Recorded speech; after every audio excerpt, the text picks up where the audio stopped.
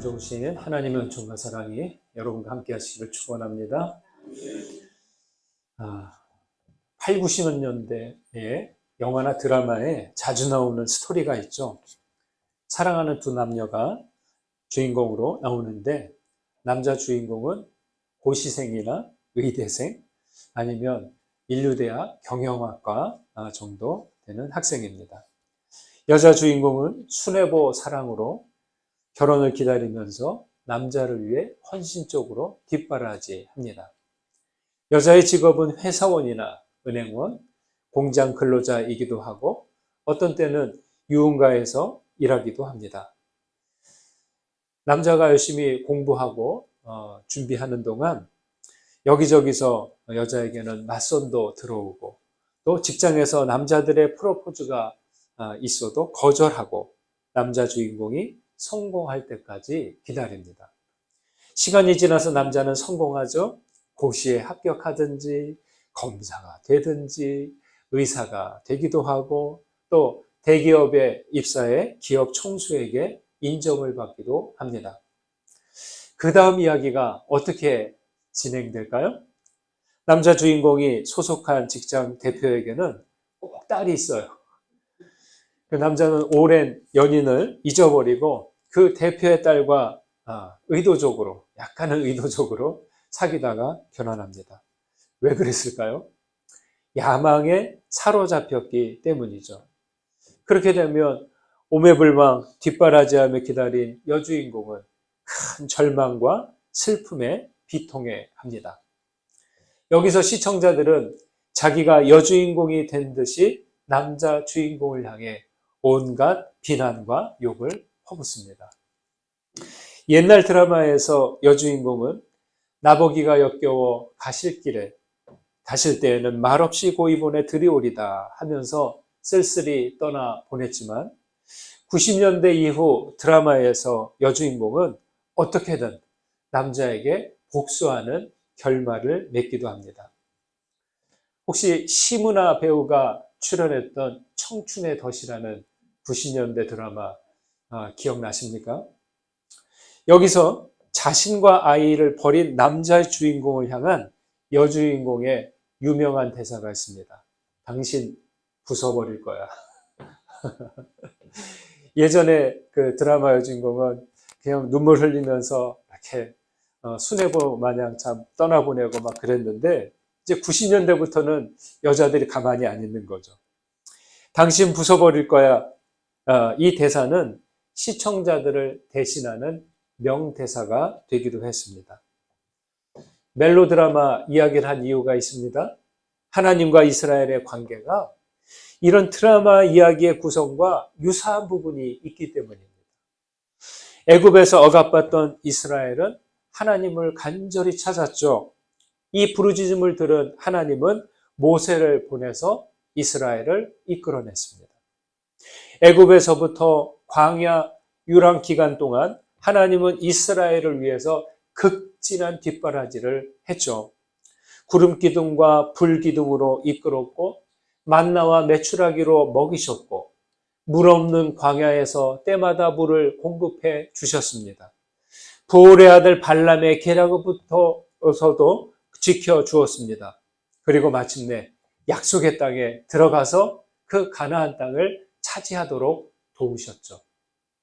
그런데 그때부터 불안한 조짐이 보였습니다. 이스라엘은 점차 하나님을 찾지 않는 겁니다. 이방인들의 우상을 만들고 이방 신앙을 받아들이기 시작했습니다. 특히 다윗과 솔로몬 이후 남과 북으로 분열되면서부터 왕들과 귀족들과 백성들은 우상을 쫓아갔습니다. 이스라엘의 눈과 귀는 더 이상 하나님께 향하지 않았습니다. 여러분은 하나님께서 이 드라마를 어떻게 마무리하기를 원하십니까? 우상을 따르는 이스라엘을 고이 보내주셨을까요? 아니면 모두 부숴버리는 그런 복수의 드라마를 연출하셨을까요? 하나님께서 어떻게 반응하시는지 그리고 하나님께서 바라시는 것이 무엇인지 함께 보도록 하겠습니다. 2절과 3절을 보겠습니다. 함께 읽습니다. 너희 산들과 땅의 견고한 지대들아, 너희는 여호와의 변론을 들으라. 여호와께서 자기 백성과 변론하시며 이스라엘과 변론하실 것이라. 이르시기를 내 백성아, 내가 무엇을 내게 행하였으며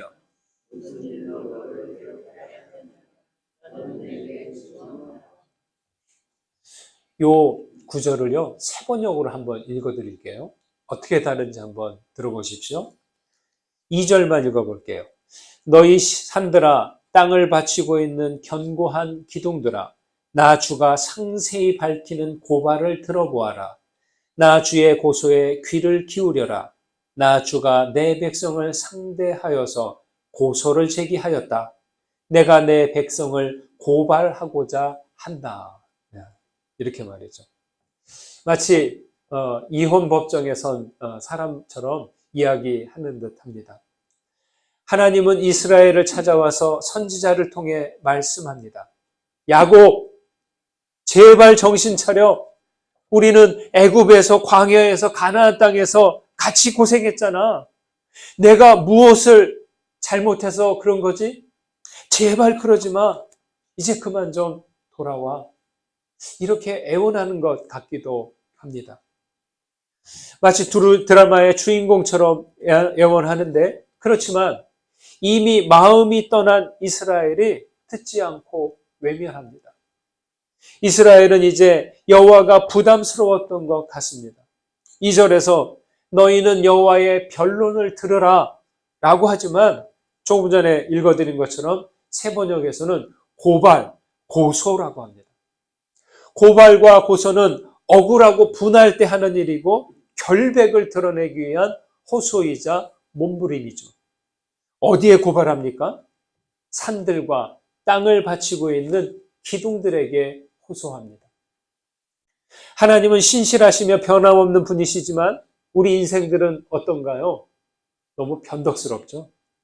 날씨에 따라 몸 상태에 따라 기분도 바뀝니다. 빵 한 조각에도 미소 짓다가 조금만 추워도 조금만 더워도 불평합니다. 감정의 기복을 예측할 수 없고 자기가 자기 마음도 모를 때가 많습니다. 여러분 그럴 때 있지 않습니까? 내 마음 나도 몰라 뭐 이럴 때 있지 않습니까? 생각해보면 이런 변덕스러운 인생들과 동행해야 하는 하나님 처지도 참 안 되어 보이기도 합니다. 여러분 우리 인간은요 오늘을 기준으로 사는 인생들이래요. 간단히 말하면 현실주의자들이라는 거죠. 어제가 아무리 흡족한 날이어도 가슴 부풀도록 내일이 기대되어도 오늘이 편안하지 않으면 도무지 만족하지 못하는 인생들이라는 거예요. 드라마의 남자가 헌신적인 애인을 버리고 자기 야망을 채워줄 다른 여인을 붙잡은 것처럼 이스라엘은 하나님을 멀리하고 자기 욕망의 신 우상을 붙듭니다. 그런 자들에게 주님은 고발하듯이 소리칩니다. 내 백성아, 내가 무엇을 내게 행하였으며 무슨 일로 너를 괴롭게 하였느냐. 이렇게 말이죠. 여러분이 하나님 입장이라면 어떻게 하시겠습니까? 사람이라면 나 싫다고 하는 사람에게 미련두지 않고 떠나버릴지 모릅니다. 아니, 복수할지 모릅니다. 그런데 하나님은 매정한 분이 아니시죠? 제가 볼 때 하나님은 항상 미워도 다시 한번 이런 순수함을 가지신 분 같습니다.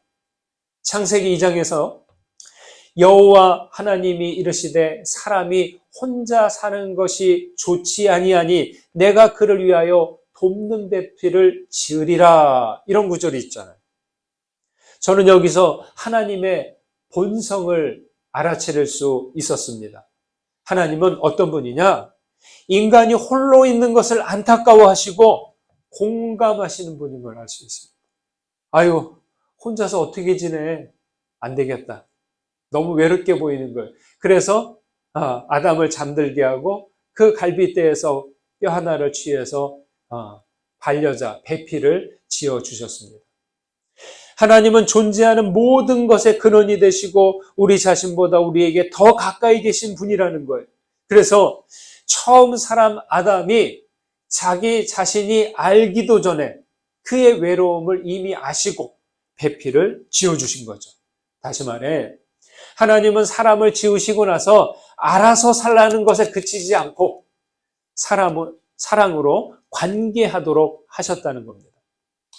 사랑으로 관계하는 것. 라피 조나선 섹스는 이렇게 말합니다.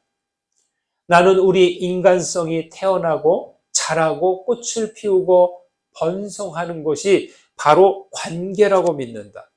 우리가 하나님을 사랑하는 법을 배우고 우리를 향한 그분의 충만한 사랑을 느낄 수 있는 것은 바로 사람을 사랑함으로써다. 그렇죠. 예. 내가 나답게 있으려면은 누군가와 사랑의 관계를 맺어야 된다. 우리 인생에 충만한 삶이 되려면 내가 하나님과의 사랑의 관계가 되어야 된다는 거죠. 사람이 혼자 사는 것이 좋지 않다라는 창세기 말씀은 단순히 남녀 관계를 말하는 게 아니라 이 말씀은 우리 인간이 다른 사람들과 그리고 누구보다 하나님과의 관계 맺지 않으면 살아갈 수 없다는 것을 이야기하고 있는 거죠. 우리가 마주하고 있는 일상은 만만하지 않습니다. 경쟁에 시달리고 직장에서는 실적의 압박을 받습니다. 집에서는 부모로서 자녀로서 갖는 의무감의 부담이 큽니다. 사회에서는 비교당하고 더 크게 성공해야 되고 더 높이 올라가야 한다는 그런 압박에 시달립니다. 현실은 계속해서 우리를 불안과 두려움으로 몰아댑니다. 이런 현실을 살다 보면 우리는 종종 하나님을 멀리하고 잊어버릴 때가 있습니다. 현실을 벗어날 수는 없지만 너무 현실에 집중하다 보면 하나님 소리를 듣지 못하고 하나님이 옆에 다가오셔도 알아차리지 못하는 거죠. 우리에게는 하나님과 맺은 처음 사랑의 맹사와 하나님께 받은 은혜의 시간들이 있습니다. 여러분, 이 사랑과 은혜의 시간들을 잊어버리지 마시기 바랍니다.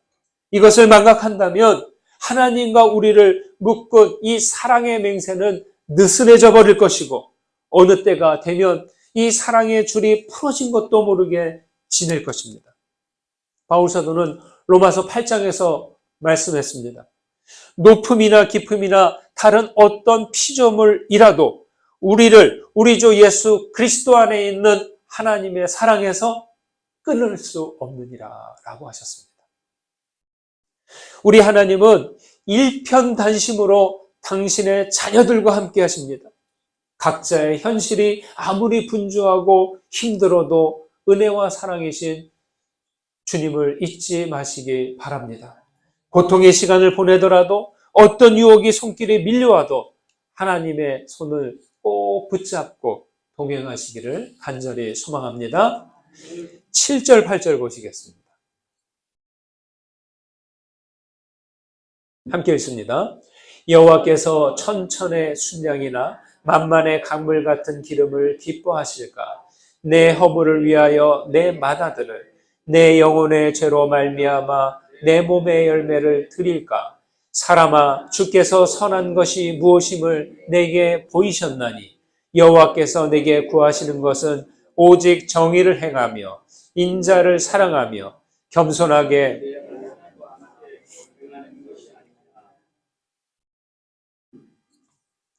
희생 제사에 익숙한 이스라엘은 하나님께 나아갈 때 빈손으로 나아가지 않았습니다. 최소한 비둘기라도 한 마리 이렇게 준비해서 갔다는 거죠. 자기 신앙을 드러내기 위해서 좀 더 나아 보이는 제물을 준비하려고 했습니다. 그래서 1년 된 송아지를 가져갈까? 천천의 순양, 만만의 기름을 드릴까? 허물과 죄를 위해 맏아들이나 내 몸의 열매를 드려야 할까? 고심했다는 거죠. 하지만 1년 된 송아지 정도는 감당할 만하지만 천천의 순양과 만만의 기름, 맏아들과 몸의 열매는 갈수록 부담되는 것들이에요. 사람들은 죄를 사함받기 위해서 자기 문제를 해결받기 위해서 뭔가 큰 희생을 치러야 하고 큰 대가를 치러야 용서받을 수 있다고 생각합니다. 적당한 제물을 드리면 허물과 용서받을 수 있다는 것이라는 그런 믿음이죠.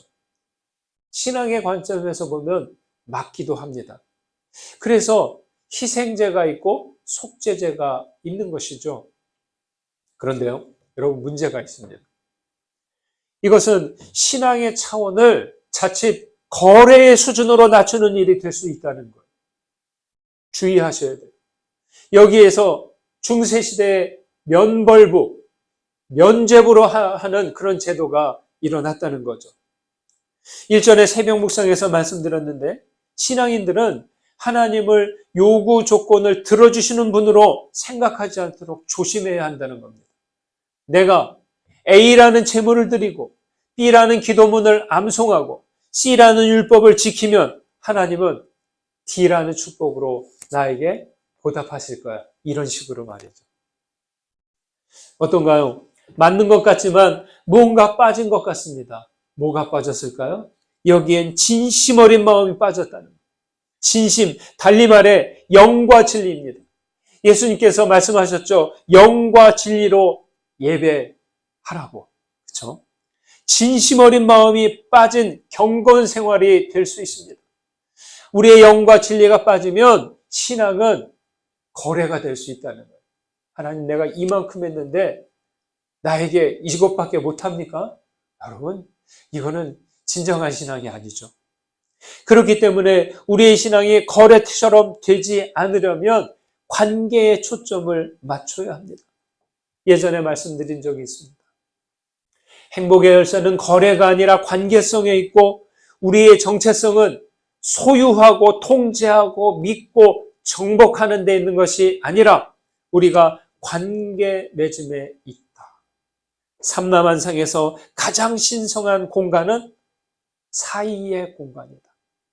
나와 당신, 나와 하나님, 나와 그것, 물건과 나의 관계가 아니라 신앙은 나와 당신, 하나님과 나, 한 사람을 소중히 여기고 하나님을 참 하나님으로 여기는 그러한 인격적인 관계, 이 사이가 신성하다는 거죠.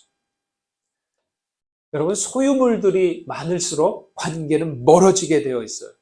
예를 들면 가정마다 TV가 생겨나자 가족들과의 관계는 멀어졌습니다. 자동차가 많아지고 전용도로가 늘어나면서 사이 공간이 사라졌어요. 25년 전에 제가 제천에 부임하기 전에 제천을 한번 지나간 적이 있어요. 그럴 때는 우리 중앙암 쪽으로 와서 저 영월과 정선 태백에 가려면 우리 역전 앞을 지나서 장락동으로 해서 이 시내를 지나야 됐어요. 그래서 제천이 이런 곳이구나 알게 됐어요.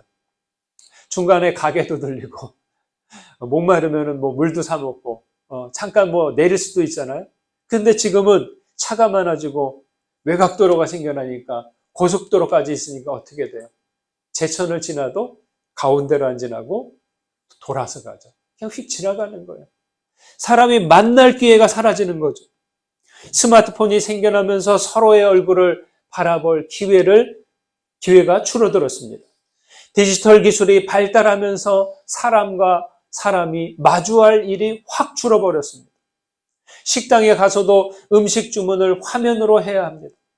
한 집에 살아도 문자로 대화한대요.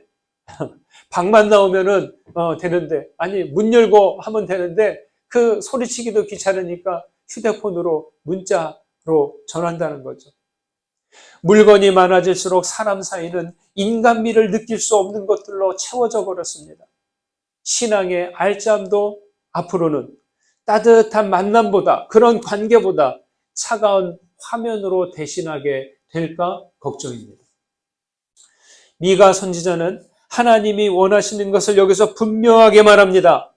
사람아, 주께서 선한 것이 무엇임을 내게 보이셨나니 여호와께서 내게 구하시는 것은 오직 정의를 행하며 인자를 사랑하며 겸손히 내 하나님과 함께 행하는 것이 아니냐.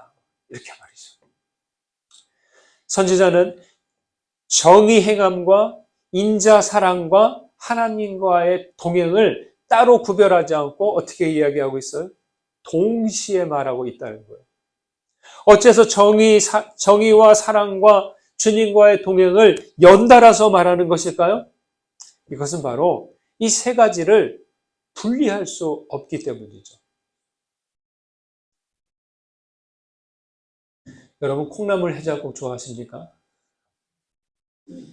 갑자기 또 아침도 안 먹고 왔는데 콩나물 해장국 이야기를. 콩나물 해장국을 예전에 처음 주문했는데 반찬도 나오고 콩나물 그 국도 해장국도 나왔어요. 밥이 없어요. 그래서 제가 주인에게 밥을 좀 달라고 하니까 주인이 웃으면서 나오더니 그 국밥 아래에 들어 있습니다 라고 하는 거예요. 참 처음 먹어본 사람 티내는 거죠. 네. 여러분, 이 방식이 싫은 사람은 밥을 따로 달라고 해야 됩니다. 다른 국밥은 몰라도 콩나물 국밥은 그 속에 들어있어야 그 콩나물에 그 따끈한 거에 밥이 다 잠겨져야 제맛인 것 같습니다. 여러분, 제가 왜 이 함께 밥이 들어간 콩나물 국밥 이야기를 할까요? 정의 행함과 인자 사랑과 하나님과의 동행은 따로 국밥이 아니라 하나에 같이 들어있어야 된다. 셋 중 한 개나 두 개를 선택하는 것이 아닙니다. 겸손히 하나님과 함께 행하는 일은 어떤 것을 말해요? 그게 정의 사랑과 인자 사랑입니다. 정의 행함과 인자 사랑입니다. 그렇게 정의와 사랑으로 살면 이것이 바로 하나님과의 동행이다라고 말하는 거죠. 가장 신성한 공간은 사이 공간이라고 했습니다. 나와 이웃 사이, 나와 하나님 사이는 신성한 공간이라는 거예요. 여러분, 우리가 서로 만나잖아요. 그냥 얼굴만 바라보고 지나치는 사이가 아니라 이 사이를 무엇으로 채워야 되는 겁니다. 우리는 이 신성한 사이를 무엇으로 채워야 할까요? 정의를 행하고 인자를 사랑하는 것으로 채울 수 있어야 됩니다. 하나님은 피조물에게 어떤 분이 해당되시냐? 영원한 당신이래요. 네. 영원한 그것, 있으면 좋고 없으면 그런 많은 그런 관계가 아니라 영원히 생명으로, 주인으로, 중심으로 계셔야 한다는 거죠.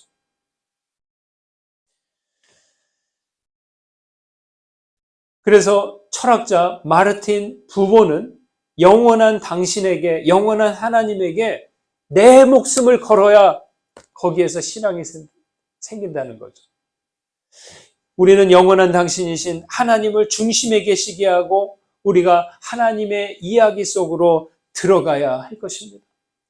우리는 하나님께서 허락하시는 날까지 현실을 살아가야 됩니다.